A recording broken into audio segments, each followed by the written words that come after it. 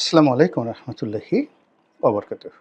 সম্মানিত দর্শক, বাংলাদেশের দুইজন প্রথিতযশা রাজনৈতিক ব্যক্তিত্ব বঙ্গবন্ধু শেখ মুজিবুর রহমান এবং শহীদ প্রেসিডেন্ট জিয়াউর রহমান। এই দুইজনের যে সমাধি ক্ষেত্র, এই সমাধি ক্ষেত্রের সঙ্গে মাজার শব্দটি যুক্ত হয়েছে।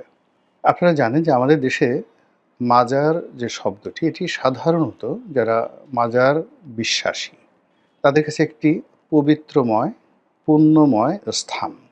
তারা বিশ্বাস করেন যে এই মাজারে যার কবর রয়েছে বা এই মাজারে যার মৃতদেহ রয়েছে, তিনি একজন অলৌকিক ব্যক্তিত্ব এবং তার কর্ম পৃথিবীবাসীর জন্য কল্যাণকর, তার জীবন অনুকরণীয় এবং তার প্রতি আল্লাহর রহমত এবং বরকত রয়েছে।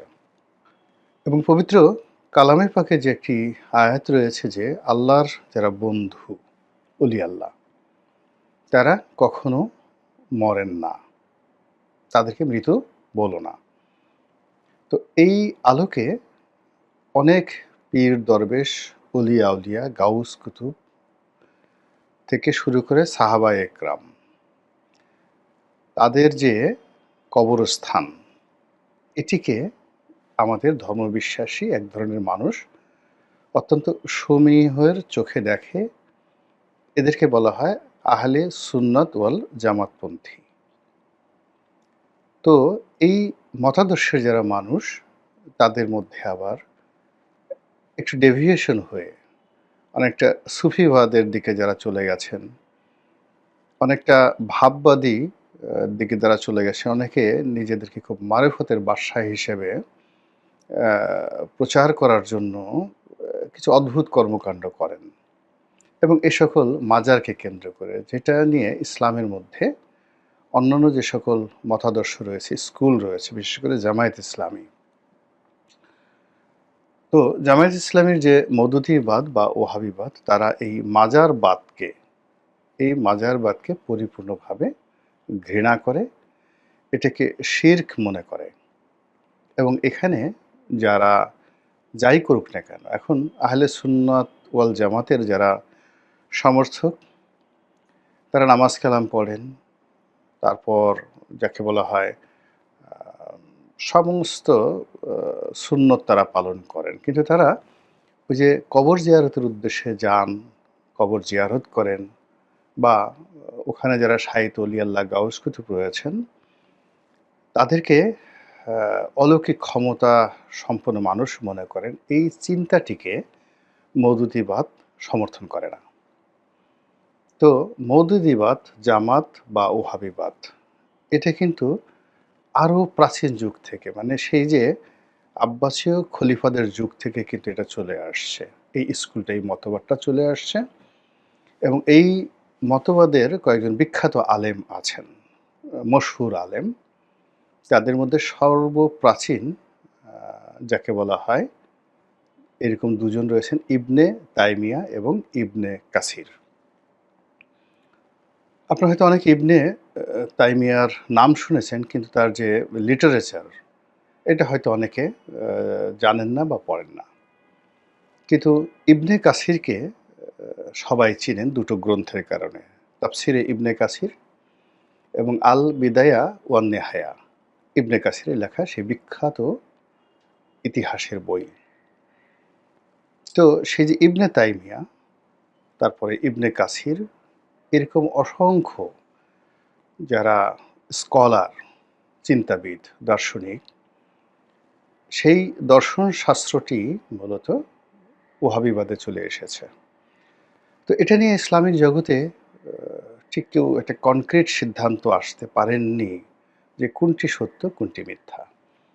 কিন্তু যেটি হলো যে আবু ওহাব নজদি, সেই আবু ওহাব নজদি নজদ প্রদেশে যিনি ধর্মগুরু ছিলেন, তার সঙ্গে এখন যে সৌদি আরবের বর্তমান রাজবংশ, এদের পূর্বপুরুষ যারা নজদ এবং হাইল, এ দুটো এলাকা যাদের রাজত্ব ছিল, এবং এই দুটো এলাকাতে এদের পূর্বপুরুষ সপ্তদশ শতাব্দীতে মানে নবাব সিরাজউদ্দৌলার ওই সময়টিতে সমসাময়িক কালে তারা যখন রাজত্ব করতেন তখন এই দুই পরিবারের মধ্যে একটা বিবাহ বন্ধন হয়, অর্থাৎ ইবনে সৌদ পরিবার এবং আবু ওহাব নস্ত এই দুই পরিবারের মধ্যে, এবং এই দুই পরিবারের সম্মিলিত শক্তির কারণে তাদের যে রাষ্ট্র ক্ষমতা, সেই রাষ্ট্র ক্ষমতা যেটা ছিল নজদে, আজকে রিয়াদ যে অঞ্চল এই এলাকাটা, এটা তারা ছড়িয়ে পড়ে পার্শ্ববর্তী আরেকটি খুব গুরুত্বপূর্ণ এলাকা যেটি হাইল, এটা শাসন করত আব্দুর রশিদ দস্তাম এই পরিবারটি। তো যাই হোক, এই পরিবারের পূর্বপুরুষ শাসন করত, সেই এলাকাটাও দখল হয়ে যায় এবং তারা এই যে ওহাবি মতবাদটা ওই সময়টিতেই সমস্ত আরব পেনিনসুলার মানে সেই আজকে যে সৌদি আরবের যে এলাকাতে তখন খুব গ্র্যান্ড এলাকা ছিল, যেমন মক্কা, মদিনা, তারপরে ইরাক, কুফা, এই সমস্ত এলাকাতে এই মতবাদটা ভীষণ রকম আলোড়ন তৈরি করে। এবং ওই সময়টাতে আরবের তো একটা প্রাচীন পদ্ধতি ছিল, তারা মূর্তি পূজা করত, গাছ পূজা করত, পাথর পূজা করত, এবং ওই যে তাদের যে মনোবৃত্তি, এটা আসলেই শিরকের একটা পর্যায়ে চলে গিয়েছিল। তারা যে কোনো গাছের নিকট, কবরের নিকট মসজিদ রেখে কান্নাকাটি করত, এবং এটা হযরত আলীর জামানাতে এটা এত বেশি হয়ে পড়েছিল যে হযরত আলীও তার অনেক যে তার নাহাজাল বালাগা সেই বইতে আপনি দেখবেন যে সেখানে তিনি খুব নিরপেক্ষভাবে বলেছেন যে তোমরা এখানে বসে এই কাজ করছো কেন? তোমরা মসজিদ ছিল না? ওখানে গিয়ে আল্লাহর কাছে নামাজ পড়ে দোয়া করো। তো যাই হোক, এখন ওই যে আবু ওহাব নজদি তিনি শুধুমাত্র আল্লাহর রাসূল অর্থাৎ মদিনাতুল মুনাওয়ারাতে আল্লাহর রাসূল সাল্লাল্লাহু আলাইহি সাল্লাম, হযরত উমর এবং হযরত আবু বকর সিদ্দিক রাদিয়াল্লাহু তাআলা আনহু এই ৩টা যে কবর ব্যতিরিকে অন্য যে কবরগুলো মনুমেন্ট আকারে ছিল, সেই মনুমেন্টগুলো সব ভেঙে দেয়। একদম চুরমার করে দেয় মক্কা মদিনার সব জায়গাতে। যেখানে, যেখানে সাহাবাদের কবরে জাস্ট একটু উঁচু করা ছিল, প্রাচীর ছিল বা অনেকটা মাজার আকৃতি ছিল, সেগুলো সব ভেঙে দেয়। এবং আপনারা যদি এখন জান্নাতুল বাকিতে যান, গিয়ে দেখবেন যে ওখানে কোনো কবরের অস্তিত্ব নেই। এখানে অসংখ্য সাহাবীদের কবর রয়েছে। একইভাবে মক্কাতে যদি আসেন, ওখানে ঠিক একই অবস্থা দেখতে পাবেন। মেসফালা থেকে একটু সামনে এগেলেই আরেকটি জান্নাতুল মাওয়া সম্ভবত জায়গাটির নাম, সেখানে দেখতে পাবেন। তো এই কাজটি সৌদি আরবে চলেছে দীর্ঘদিন ধরে, এখনো চলছে, যেহেতু ওখানে ওই মতাদর্শের সরকার প্রতিষ্ঠিত আছে। তো সেই কারণে জামাতের যারা মতাদর্শ তারা এইটাকে মাজারটিকে একটি পুজো হিসেবে মনে করে, এই মতাদর্শ। এটা হলো একটা ঘটনা। তো সেই দিক থেকে বাংলাদেশে জিয়াউর রহমান সাহেবের যে সমাধিসৌধ কিংবা যাকে বলা হয় বঙ্গবন্ধুর যে সমাধিসৌধ, এইটার সঙ্গে যখন মাজার শব্দটি চলে এসেছে, এটার একটা ধর্মীয় ন্যারেটিভ দাঁড়িয়ে গেছে জামাতের নিকট। এই গেল একটা সমস্যা। দ্বিতীয়ত হলো একটা রাজনৈতিক সমস্যাও আছে। এই দুটো কবরকে কেন্দ্র করে দুটো রাজনৈতিক দল যেভাবে তাদের নেতাকর্মীদেরকে ইউনাইটেড রাখে, নিয়মিত এখানে যেভাবে যাতায়াত করে, এটাকে সেলিব্রেট করে যেভাবে, ওভাবে আসলে অন্য কোনো রাজনৈতিক দলের নেতাদের ওইরকম সেলিব্রেট করার মতো সংগঠনও নেই, আর ওইরকম মাজারও নেই। যেমন আমাদের জাতীয় ৪ নেতার মাজার বলা হয় যেটিকে, অর্থাৎ এই যে আমাদের ঢাকা বিশ্ববিদ্যালয়ে যে একটা মাজার আছে, সেখানে খাজা নাজিমুদ্দিন, শেরেবাংলা একে ফজলুল হক, তো ওনাদের কবর রয়েছে, ওটাকেও মাজার বলা হয়। কিন্তু ওখানে তাদের সংগঠন না থাকার কারণে ওটা সেলিব্রেশনের পর্যায়ে পড়ে না, ওটা একটা মনুমেন্ট, জাস্ট একটা মনুমেন্ট। ওটা নিয়ে কারো কোনো মাথা ব্যথা নেই। কিন্তু জিয়াউর রহমান সাহেবের যেহেতু একটা সংগঠন আছে, বঙ্গবন্ধুর যেহেতু একটা সংগঠন আছে, এই জন্য এটার একটা রাজনৈতিক গুরুত্ব তাদের প্রতিপক্ষের নিকট অনেক অনেক বেশি। এমনকি বিএনপির লোকজন তারাও বঙ্গবন্ধুর মাজার এটাকে ঈর্ষার চোখে দেখে, আর আওয়ামী লীগের লোকজনও জিয়াউর রহমান মাজারকে ঈর্ষার চোখে দেখে। ফলে শেখ হাসিনার জামানাতে কিন্তু বেশ কয়েকবার চন্দ্রিমা উদ্যান থেকে শহীদ প্রেসিডেন্ট জিয়াউর রহমানের মাজার সরিয়ে নেওয়া, তারপরে ওখানটাকে মুক্ত করা ইত্যাদি নানা রকম কথাবার্তা হচ্ছিল। তো সেগুলো নিয়ে যে সমস্যা, সেই সমস্যাগুলো এখন এই যে ডক্টর মোহাম্মদ ইউনূসের জামানাতে একেবারে মহীরূহ আকার ধারণ করেছে এবং এখন ৩২ নম্বর ভাঙার পরে বঙ্গবন্ধুর মাজার ভাঙা নিয়ে কথাবার্তা হচ্ছে। বিভিন্ন মহল যেভাবে উস্কানি দিচ্ছে, এটা যেভাবে সত্য, তার সঙ্গে, সঙ্গে আবার শক্তিশালী যাদের সংগঠন রয়েছে, এরকম অনেক রাজনৈতিক সংগঠন, ধর্মীয় সংগঠন, তারা চাচ্ছে যে বঙ্গবন্ধুর মাজারটা একেবারে সাধারণ একটা কবরে পরিণত হোক। এক্ষেত্রে একে ঘিরে এত কিছু দরকার নেই। এই জিনিসগুলো কিন্তু আলোচিত হচ্ছে এবং এটা কতটা সহিংসতার পর্যায়ে যেতে পারে আ সেটা আমরা দেখেছি এই যখন এনসিপির নেতৃবৃন্দ গোপালগঞ্জ যাওয়ার চেষ্টা করলেন এবং সেখানে গেলেন এবং সেখানে গিয়ে মুজিববাদ নিয়ে যখন কথাবার্তা বললেন, তখন এটার যে সহিংসতা, এটার যে উন্মত্ততা, এটার যে সন্ত্রাস এবং এটার যে বাঁধ ভাঙা আবেগ কোন পর্যায়ে গেল যে ৪ জনকে মানে সরকারিভাবে স্বীকার করা হচ্ছে, কিন্তু অন্য সবাই বলছে এই হতাহতের সংখ্যা আরো অনেক, অনেক বেশি। তাদেরকে সরাসরি গুলি করে মেরে তারপর পরিস্থিতি সামাল দিতে হয়েছে।